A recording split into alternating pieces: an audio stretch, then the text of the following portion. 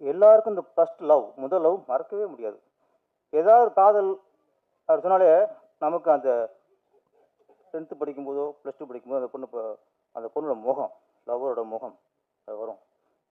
படம் பார்க்கும்போதும் அந்த பள்ளி பருவத்தில் காட்டும்போது நமக்கு போயிடுச்சு, எனக்கு போயிடுச்சு, உதயகுமார் சார் போயிடுச்சு, ராஜன் சார் போயிடுச்சு, எல்லாருக்கும் ஃபர்ஸ்ட் லவ் போயிடுச்சு. ஆமாம், நீங்கள் தான் அப்படியே பார்த்தீங்க இல்லையா? ஓகேங்க, நான் ஃபீல் பார்க்குறேன், இவருக்கு அப்படியே மூஞ்சி பார்க்குறேன், ஆகா தலைவருக்கும் கிளாஸில் போது போல இருக்குது அப்படின்ட்டு. லவ் பண்ணோமா, ஃபர்ஸ்ட் லவ்வா, அதை எந்த விஷயம் நினச்சி பார்த்தோமா, அந்த முகத்தை நினச்சி பார்த்தோமா, அப்படியே வாழ்க்கையை கிடச்சிடணும். சாக கிடக்கும்போது லவ்னா அந்த முகம் வரணும், தேவை வரணும், நினச்சி செத்து போயிடணும். இடையில போய் 20 வருஷம் கழிச்சு ஒரு லவ்வரை பார்த்தோம்னா லைஃப் காலி. அதனால் பசுமையான நினைவுகளோடு வாழ்வோம், பசுமையான நினைவுகளோடு இருப்போம். முதல் லவ் நினைப்போம், முதல் காதல் நினச்சிட்டே இருப்போம். ஓகா, வீட்டில் ஓர பிஸ்டனும் சார் இப்போ தான் வீட்டு ஞாபகம் வருது. சரி, சாரி. அனைவருக்கும் நன்றி. முழு நேர நடிகர் தேனப்பன் அவர்களுக்கும், முழுமையான நடிகர் ஆர் உதயகுமார் அவர்களுக்கும், முக்கியமான நடிகர் கே ராஜன் அவர்களுக்கும், பரபரப்பான ஹீரோவாக நடித்து கொண்டிருக்கும் சினேகன் அவர்களுக்கும், இங்கே இயக்குனர் இல்லை, எல்லாம் நடிகராயிட்டாங்க. கேஆர் சார் மட்டும் கொஞ்சம் அவர் இருக்க அளவுக்கு அவர் ஹீரோ நடிச்சிருந்தா இன்னைக்கு உருவாக்குனார். ஏன் படத்தை நான் தான் நடிச்சுக்கணும், வேற கூப்பிட மாட்டேங்கிறாங்க. அடுத்து உங்கள் வாய்ப்பு கொடுத்தா தான் நடிகர், நம்மளும் நடிச்சுக்கிறது அது நம்ம அது ஆசைக்கு நடிச்சுக்கணும், அவ்வளோதான். அதனால் நடிகர்லாம் அமைஞ்சிருக்காங்க. பிரஜன் நீங்களாம் அவங்கள்ட்ட கற்றுக்கணும். உதயகுமார் சார்லாம் உங்கள் ஆசான் அவர். அனைவருக்கும் வணக்கம். அப்புறம் கேஆர் அவர்கள், ஆமாம், ரொம்ப மென்மையானவர், ரொம்ப வன்மையானவர். ஆமாம், தேவ சங்கத்தில் தலைவராக இருந்திருக்காரு. அந்த நேரத்தில் நடிசங்க தலைவராக வந்து ஒரு கேப்டன் விஜயகாந்த் அவர்கள். அப்போது ஒரு படத்துக்கு நான் இணை இயக்குனர். அந்த படத்துக்கு பெரிய பெரிய பிரச்சனை வந்துச்சு. படமே முடியாத சூழ்நிலை. படம் அவ்வளோதான் முடிஞ்சு நினச்சோம். அப்போ நானும் இந்த ப்ரொடியூசரும் போய் தான் கேஎஸ்ஆரை பார்த்தோம். அந்த பஞ்சாயத்து அவர் தான் கையில் எடுத்தார். அதை அப்படியே கொண்டு கேப்டன் அவர்கிட்ட கூடி சேர்த்தோம். அன்னைக்கு கேப்டன் அவர்களும் கேஆர் அவர்களும் அந்த படத்தை பஞ்சாயத்து உள்ள வரலைன்னா படம் ரிலீஸ் ஆயிருக்காது. ஏன்னா ஒரு பொறுப்பில் உள்ளவங்க ஒரு படத்துக்கு பண்ணுற ஹெல்ப் தான். அந்த நேரத்தில் உங்களுக்கு நன்றி தெரிவிச்சுக்கிறேன் கேஆர் சார். ராஜன் சார் பேசினார், குழம்பிடுச்சு நம்மளுக்கு. எனக்கு மட்டும் இல்லை, மீடியாக்கெல்லாம் பெரிய குழப்பமாக போயிருக்கோம், என்ன சொல்ல வர்றாரு அப்படின்ட்டு. விக்ரம் சார் படம் ஒன்று வானத்தை போல, அதில் எல்லாரும் நல்லவங்களா இருப்பாங்க. ஹீரோ ரொம்ப தங்கம், ஹீரோயின் அதை விட தங்கம், தம்பிங்க முத்து, சின்ன தம்பி வைரம், எல்லாரும் நல்லவங்களா இருப்பாங்க. ஒருத்தன் கூட கெட்டவனாக இருக்காது, கெட்டவனாக இருக்க மாட்டான். அது மாதிரி தமிழ்நாடு எல்லா தலைவரும் சொல்கிறாரு, எல்லாரும் நல்லவங்களாம், நம்ம நம்பணும். நீங்கள் சொன்னீங்க, சினிமா சார்பிலேருந்து விஜய் சார் போகிறாரு, வாழ்த்துங்க, அவருக்காக ட்வீட் பண்ணீங்க. எம்ஜிஆர் மாதிரி நீங்கள் வாங்கினீங்க, சந்தோஷமாக இருந்துச்சு. அப்போ ஒரு லிஸ்ட்டு போட்டிங்க பாருங்க. ஆமாம், நீங்களாடி இழுத்து விட்டா அப்புறம் நான் இல்லை நீங்கள் எல்லாரையும் சொன்னீங்க, எங்களை சொல்லலை. அப்போ நாங்கள் யார் இப்போ? அவர் நல்லவரா, இவர் நல்லவரா, இவர் வந்து தானே தலைவனா, இவர் தங்க தலைவனா? அதனால சொன்னால் எங்களை குழப்பாம, பத்திரிக்கை குழப்பாம சொன்னா தான் கண்டென்ட். இப்போ என்ன எழுதுவாங்க, யாரை பற்றி எழுதுவாங்க அவங்க? நான் தான் தெளிவாக பேசிக்கிருக்கேன். அதனால இங்கே ஏகப்பட்ட தலைவர்கள் சரியான தலைவர்கள் இல்லை. நான் சொல்கிறேன், ஓப்பன் சொல்கிறேன், விஜய் சார் சரியான தலைவராக வர வேண்டும், எதிராக இருப்போம். அப்புறம் நான் சொல்லணும்ல, இவர் சொல்லுவாரா சினிமாவில் நன்றியே இல்லையும் போகிறான், நன்றியோட பேசுனா ரெண்டு பண்ணியிருக்க சொல்லணும்ல, கிண்டல் பண்ணக்கூடாதுல. நான் என்னைக்கும் விஜயோட விசுவாசி, பெரிய தலைவராக வரணும். ஓகே, ராஜன் சாருக்கு ஒரு ஆப்பு. ஓகே. அடுத்த படத்தில் யார் என்ன பாட்டுலாம் தெரியாது எனக்கு. ஒரு பாட்டை பார்த்து கண்டுபிடிச்சிட்டேன், இது சினேகன் தான் எழுதியிருப்பாருன்ட்டு. என்ன உண்மையில முரட்டுத்தனம் ஆசை வச்சேன், அதானே வச்சேன், முரட்டு ஆசை நீங்கள் தானே. தெரியும் இந்த மாதிரி பாட்டெலாம் யார் போட முரட்டு ஆசை. அதில் சரணத்தில் கட்டிலுக்கு நம்ம 4 காலம் பார்த்துருப்போம், கட்டிலில் 8 காலம், கீழே எனக்கு 4 கால் ஓகே, இன்னும் 4 கால் எங்கே இருக்குது? மனுஷன் கணக்கு போகிறவருங்க சினேகன். எல்லாரும் கட்டிலுக்கு 4 கால்னா இவர் கட்டிலுக்கு 8 காலம், கீழே 4 கால் மேலே 4 கால். அது எந்த கால்னு எல்லாரும் தெரியும். ஆமாம், அவர் வந்து கட்டிக்கிட்டு ஓடி போகலாமா, ஓடி போய் கட்டிக்கலாமான்னு அப்பவே எழுதி அப்பவே சர்ச்சைக்குள்ளானவர். அதனால் இந்த கட்டில் விஷயம்லாம் பெரிய விஷயமே இல்லை. என்ன சினேகன் வந்து தன் முத்திரையை பதிப்பார். இது சினேகன் சாங் அப்படின்னு கண்டுபிடிக்க முடியல. அதான் சினேகன். அவர் என்னைய நான் வந்து எல்லா படத்துக்கும் பாட்டு எழுதினேன். அதுக்கு பிள்ளை சொல்லி போட்டது அவர் தான். திருப்பாச்சிக்கு அவரை தான் பாட்டு எழுத கூப்பிட்டேன். டம்மியாக 4 லைன் கொடுத்து இது மாதிரினேன், இது மாதிரி வேணா இதே இருக்கட்டும், நீ பாடலாசிரியர்னு அவரே பாட எழுத வச்சார். அதனால் இன்றைக்கி பாடலாசிரியர்னா சினேகன் சார் காரணம். நினைவெல்லாம் நீயடா, அது ட்ரெய்லர் பார்க்கும்போது சாங்ஸ்லாம் பார்க்கும்போது நம்மளை கொஞ்சம் அப்படியே பின்னோக்கி இழுத்துச்சு. பன்னீர் புஷ்பம் ஞாபகம் வச்சு எனக்கு. அதுக்கு ராஜன் சார் அவர்களுக்கு வந்து அலையில் ஞாபகத்துக்கு வந்துடுச்சு. 1000 தாமரை முட்டுக்களே, அந்த அதுவும் ஞாபகத்துக்கும். 1000 தாமரை 1000 தாமரை 1000 தாமரை முட்டுக்களே. தாமரைனால ஹிட்டு தானே. அதில் அலையில் வந்து அந்த 1000 தாமரை முட்டுக்களே மிகப்பெரிய ஹிட் சாங்கு. அதனால் ராஜன் சார் வந்து அந்த 1000 தாமரை முட்டுக்கள் வந்து ஞாபகத்துக்கு வந்துடுச்சு. அது எப்பவுமே மலரும், அது வாடாது, அது நீங்கள் ஓடிடுவீங்க. தாமரைக்கு வாட்டமே இல்லை எப்பவுமே. அதனால் எனக்கு அப்போ அப்புறம் பன்னீர் புஷ்பங்கள், மெல்ல பேசுங்கள், நிறைய படங்கள் வந்து அப்படியே வந்து போச்சு. இதயத்தை திருடாதே, நிறைய படங்கள் வந்து போச்சு. இந்த படம் வந்து அப்படியே நம்மளை அப்படியே 10th படிக்கும்போது +2 படிக்கும்போது அந்த ஞாபகத்துக்கு இழுத்துட்டு போயிடுச்சு. அது மாதிரி சாங்ஸ் இளையராஜா, இசைஞானி இளையராஜாவோட 1417வது படம். இந்த சாதனை யாருமே முன்னெடுக்க முடியாதுமே, இளையராஜா மட்டும்தான்.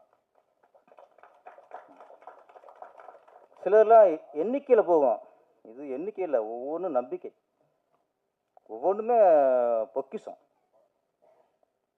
இதில் அந்த பள்ளி பருவத்து பாடலாம் பார்க்கும்போது இன்னும் அப்படி இசைஞானியோட திறமை இன்னும் அப்படியே இருக்கு.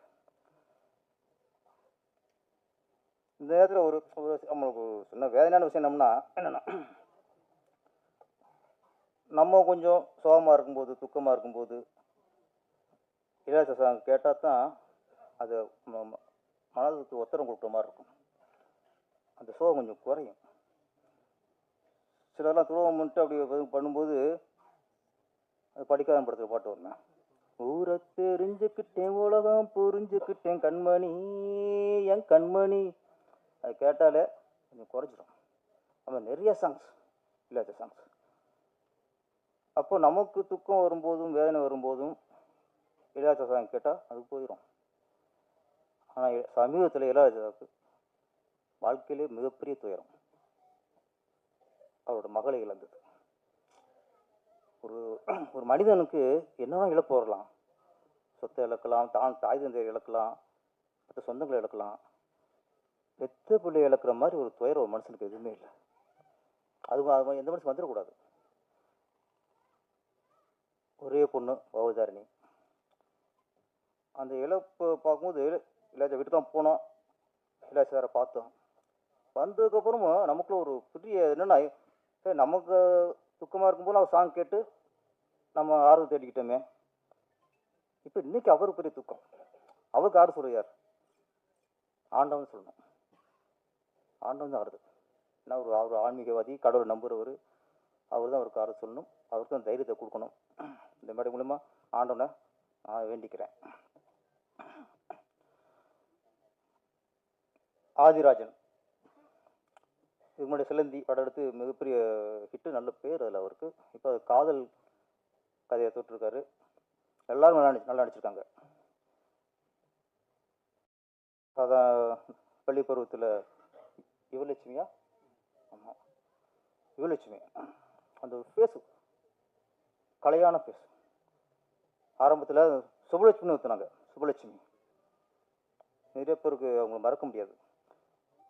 லவ் டுடே பார்த்து இன்னமும் அந்த முகம் அப்படியே ஒரு கலையான ஒரு ஹோம்லியான ஒரு லுக்கு. அப்புறம் கார்த்திக் சார் நடித்த படம் அகத்தியன் இயக்கத்தில் என்ன முடிச்சது, கோகுரத்து சீதை. ஆனால் நாலஞ்சு கூட பார்த்தேன் அப்பவே. அதில் ஒவ்வொரு ஃப்ரேமில் அந்த சுபலட்சுமி அவ்வளோ அழகாக இருப்பாங்க. அந்த சுபலட்சுமி அந்த ஹோம்லி லுக்கு யுவலட்சுமிக்கு இருக்குது. ஆமாம், லட்சுமி கராட் சொன்னாங்களே. அப்புறம் அதில் கதாநாயகி நடித்தவங்க சினாமிகா. நம்ம பிரஜன் அவர் ஆக்டிங்கில் பின்னிடுவார். இந்த படம் அவருக்கு மிகப்பெரிய வெற்றி படம் அமைஞ்சு நல்ல ஒரு ஹீரோ வளம் வரணும். வாழ்த்துக்கள். நம்ம எல்லாருமே காதலை கடந்து வந்திருப்போம். 10th படிக்கும் போதும் சரி, இல்லை +2 எங்கேயோ ஒரு காதல் வரும்.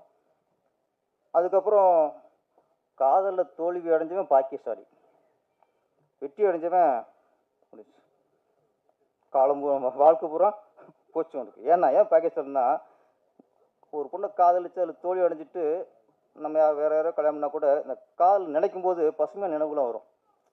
அந்த பொண்ணை காதலிச்சது, அந்த பொண்ணை கோயிலில் பார்த்தது, ஸ்கூலில் பார்த்தது ஞாபகம் வந்துட்டே இருக்கும். அதே பொண்ணை கல்யாணம் பண்ணிட்டா 2 வருஷம் நினைச்சாலே கஷ்டம். நடா அப்படின்ட்டு நினைக்கிற ஒன்றுமே இருக்கா, லைஃப்பில் பூஜ்ஜியம் ஆயிரும். அதனால காதலில் வெற்றி அடைஞ்சவன் லைஃப்பில் தோற்று போயிட்டான். காதலில் தோல்வி அடைஞ்சவன் லைஃப்ல பசுமையான நினைவுகளை அப்படியே தாங்கி நிற்பான், ஜெயிச்சிட்டான். இன்னொன்று நான் முக்கியம் சொல்லிட்டு நான் விட விட்டுறேன். எப்படின்னா, இப்போ நம்ம 10th +2 லவ் பண்ணியிருப்போம் ஒரு பொண்ணை. அது கல்யாணம் எங்கேயோ போயிருக்கும். நம்ம யாரோ கல்யாணம் பண்ணி வாழ்ந்துட்டு இருப்போம். எல்லாருக்கும் இந்த ஃபர்ஸ்ட் லவ், முதல் லவ் மறக்கவே முடியாது. ஏதாவது ஒரு காதல் அப்படி சொன்னாலே நமக்கு அந்த 10th படிக்கும்போதோ +2 படிக்கும்போது அந்த பொண்ணு, இப்போ அந்த பொண்ணோட முகம், லவ்வரோட முகம் அது வரும். படம் பார்க்கும்போதும் அந்த பள்ளி பருவத்தில் காட்டும்போது நமக்கு போயிடுச்சு, எனக்கு போயிடுச்சு, உதயகுமார் சார் போயிடுச்சு, ராஜன் சார் போயிடுச்சு, எல்லாருக்கும் ஃபர்ஸ்ட் லவ் போயிடுச்சு. ஆமாம், நீங்கள் தான் அப்படியே பார்த்தீங்க இல்லையா? அப்படிங்க நான் ஃபீல் பார்க்குறேன், அவருக்கு அப்படியே மூஞ்சி பார்க்குறேன். ஆகா, தலைவருக்கும் கிளாஸில் போது போல இருக்குது அப்படின்ட்டு. ராஜன் சார்லாம் வேற மாதிரி ஃபீல் பண்ணிட்டாரு. எங்களுக்குலாம் 25 வருஷம் போகுது, அவருக்கு 50 வருஷம் முன்னாடி போயிடுச்சு. இவ்வளோ வித்தியாசம், காலங்களும் வித்தியாசம். எல்லாருமே சாங்க போது அவங்க கிளாஸ் போயிட்டு இருக்கு.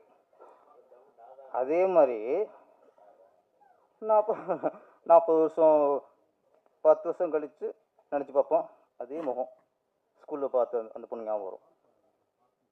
அதுக்கப்புறம் 20 வருஷம் கழித்து நினச்சி பார்ப்போம், அதே ஞாபகம் வரும். 40 வயசுலையும் நம்ம 20 வயசில் லவ் பண்ண நினச்சி பார்ப்போம். அந்த பாவாடை தாவணி, அந்த ரெட்டச்சேடை, இதெல்லாம் உங்களுக்கு சேலையாக இருக்கலாம், எனக்கு பாவாடை தாவணி என்ன, இதெல்லாம் ஞாபகத்துக்கு வரும். இதை நம்ம அனுப்பிச்சுட்டே இருக்கணும். 60 வயசுலையும் முதல் லவ் அப்படிங்கும்போது அந்த ஸ்கூல் படித்த அந்த லவரோட முகம் தான் ஞாபகத்துக்கு வரும். ஒரே விஷயம், ஆண்கள்லாம் உஷாராகிக்குங்க.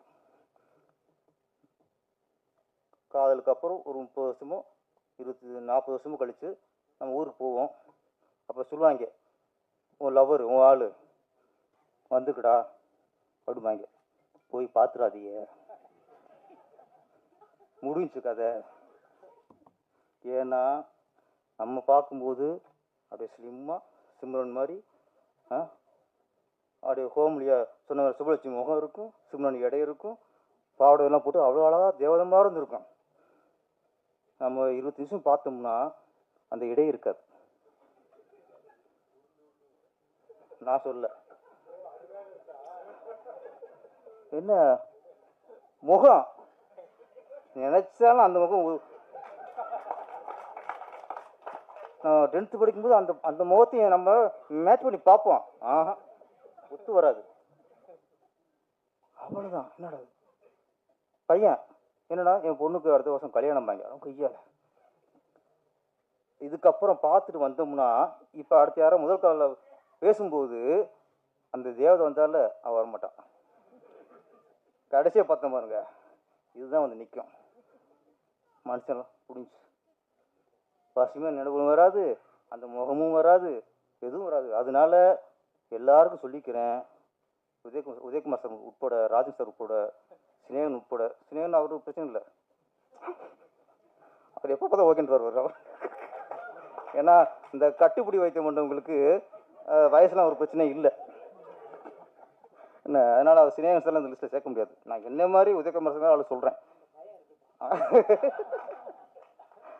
அதனால நம்ம லவ் பண்ணோமா, ஃபர்ஸ்ட் லவ்வா, அதை எந்த விஷயம் நினச்சி பார்த்தோமா, அந்த முகத்தை நினச்சி பார்த்தோமா, அப்படியே வாழ்க்கையை கிடச்சிடணும். சாக கிடக்கும்போது லவ்னா அந்த முகம் வரணும், தேவை வரணும், நினச்சி செத்து போயிடணும்.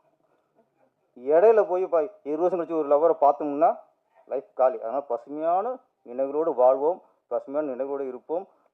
முதல் லவ் நினைப்போம், முதல் காதல் நினச்சிட்டே இருப்போம். ஓகா, வீட்டில் ஓர பிஸ்டனும்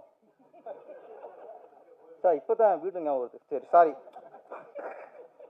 ஸோ ஓகே, இது இப்போ ஏதாவது இப்போ லவ் படத்தை காட்டி மெய் மறக்க வச்சு இதெல்லாம் பேச வச்சுருங்க. இவர் சந்திக்க போகிறேன். நன்றி வணக்கம். இந்த படம் நினைவெல்லாம் நீயடா மிகப்பெரிய வெற்றி அடைய வேண்டும். ஆதிராஜன் வெற்றிகரமான இயக்குனராக உருவாக வேண்டும். பிரஜன் எல்லாரும் நடித்த நடிகர் எல்லாருமே வெற்றி படத்தில் நடித்து மிகப்பெரிய புகழை அடைய வேண்டும். அனைவருக்கும் வணக்கம், நன்றி.